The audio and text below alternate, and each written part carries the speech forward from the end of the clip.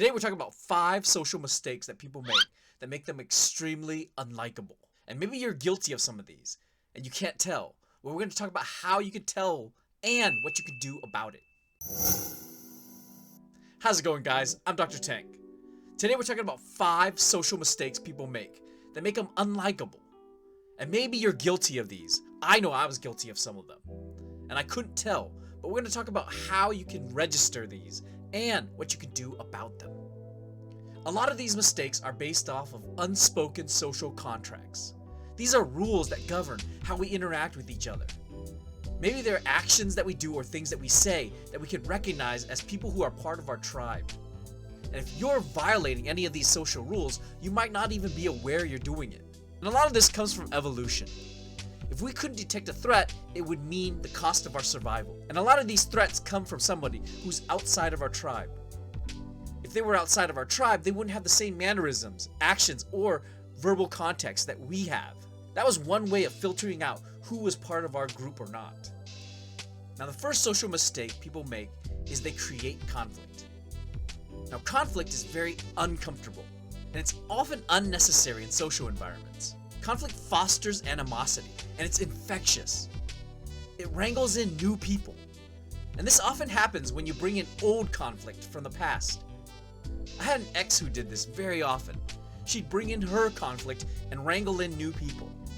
Not everybody needs to know about everybody's business. One way to tell if you're responsible for creating conflict is if you have a blacklist. People who have a blacklist are often ready for conflict. They're ready for these people on their list to create problems. Another example of conflict being created unnecessarily is in the Housewives series. Yes, the show's mostly scripted, but it shows how infectious conflict can be. You also see this with Kanye West. I'm really happy for you. I'm gonna let you finish.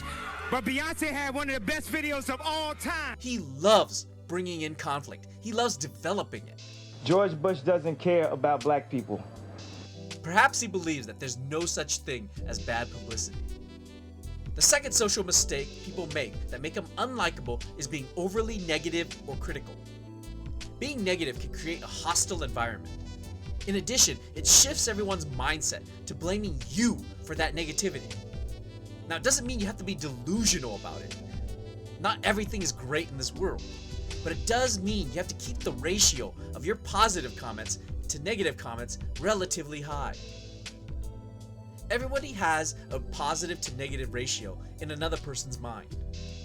If you are more positive than negative, people will forgive you for negative comments. For example, Bill Nye the Science Guy is a relatively positive guy. That's why we have different colored skin, but we're all one species. He's very generous with his time, generous with his knowledge, and helpful. So the one time he drops an F-bomb, people forgive him. In fact, they find it quite charming. Grow the up. On the other hand, someone like Jordan Peterson has a very low positive to negative comment ratio. He's well known for criticizing people who don't share his beliefs. I want to stop being a pathetic weasel. Yeah, that would be good. As a result, it makes him very, extremely unlikable. So how can you tell if people dislike what you say? Well, you have to kind of read their body language. And one of the biggest giveaways is a sneer. If you ever make a comment and you see people give a half smirk like that, it's very often that they don't respect what you have to say because your comments are very often negative or critical. Now, when I was in a powerlifting team, there was a guy who was very knowledgeable and people wanted his expertise, but his delivery was extremely critical. It would be rare to have him compliment you on anything. He would always find a flaw and criticize it. And as a result, very few people wanted to hang out with him, despite his expertise. The third social mistake people make is that they lack empathy. Being human means that we connect with others. We share emotions. We share experiences. Not doing so makes us out to be a sociopath where we don't care about anybody else's needs but our own. What are the signs of being empathetic? Well, it means that you're actively listening, you're responding, you're validating, and you have open body language.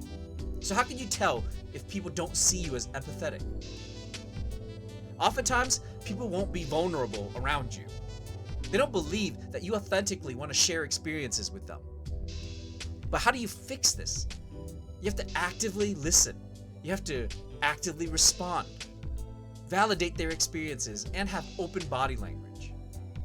Now, I was guilty of this. As an introvert, I didn't know how to respond and share emotional experiences.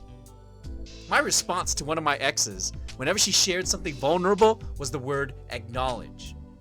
Maybe this was a gender issue, or maybe it was a cultural issue. But either way, I couldn't figure out how to connect with others. And that was a big problem. An example of this can be seen with Barney Stinson from the show How I Met Your Mother. Absolutely.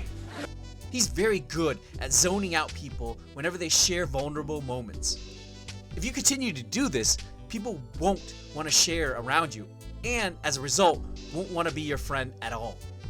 The fourth social mistake people make is inappropriate humor. Now, humor's great whenever there's a dull moment. It's great at connecting people. But if you make a joke when someone's sharing a vulnerable experience with you, it often has consequences. If you're uncomfortable with handling vulnerable emotions and your only response is to make a joke, that might be something to look at. It might be that you have trouble handling your emotions. If you are making a joke when somebody's sharing something vulnerable about themselves, they will not want to share it with you again. It makes it seem like you're demeaning their emotions. How can you tell if you're making jokes at inappropriate time? One way to tell is if you have uncomfortable emotions regarding someone sharing something vulnerable, and the only response you have is to say something funny.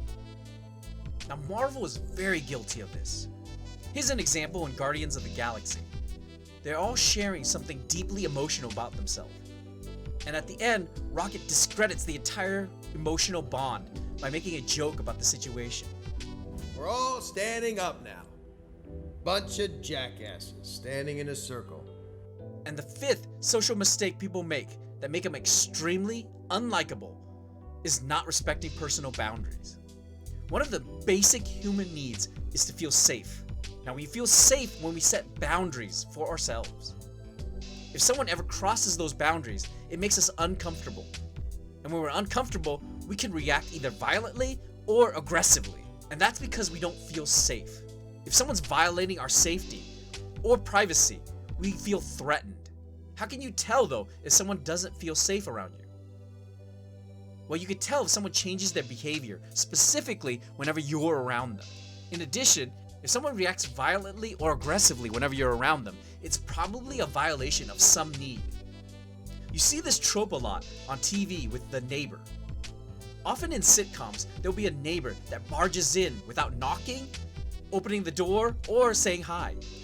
Examples of this can be seen all the way back in I Love Lucy with the character Ethel, or Urkel in Family Matters, Kimmy Gibbler in Full House, Barbara Jean in the show Reba, or Kramer in Seinfeld. Now, because this is a comedy show, the main character is very open to the neighbor. But if this were to happen in real life, there would be very violent and aggressive actions taken. So there you have it, guys. 5 social mistakes people make that make them extremely unlikable. I don't want you making these mistakes, and I don't want to make them either. A lot of these instances are in TVs or movies, so they're fiction.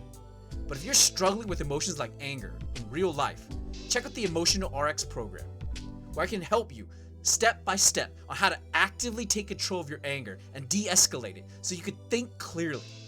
With the Emotional RX program, I give you specific, guided, actionable tools on how to handle your emotions, specifically anger.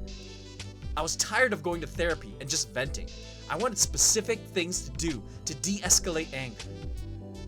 I was tired of going to therapy for weeks on end, costing me thousands of dollars just so that I could vent. I wanted specific, actionable tools to de-escalate my anger so I could think clearly. I was tired of lashing out at the people I cared about. And I was tired of losing control. And if you want help, check out more information in the link down below. And until next time, guys, never give up on yourself.